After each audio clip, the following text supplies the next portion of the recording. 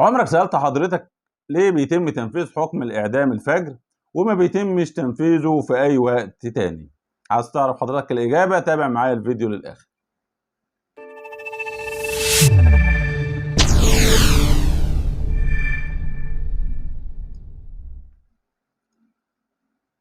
في السابق كان بيتم تنفيذ حكم الإعدام بشكل طبيعي سواء بالليل أو سواء بالنهار.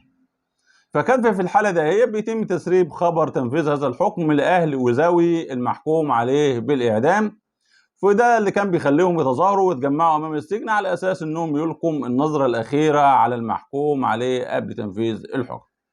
جه قانون الاجراءات الجنائيه في سنه 1942 وعدل الكلام ده وقال لك انه لا، لازم بيتم تنفيذ حكم الاعدام الفجر، يعني في فجر اليوم اللي بيتم فيه صدور قرار النائب العام بتنفيذ هذا الحكم، وبالتالي بيكون بشكل مفاجئ بالنسبه للمتهم وبالنسبه لاهل المتهم. قالوا كمان ان من الايجابيات بتاع تنفيذ حكم الاعدام الفجر دهوت ان بيكون جسم المتهم في هدوء وسكون وما بيبقاش فيه توتر، فبيتم تسهيل عمليه تنفيذ حكم الاعدام.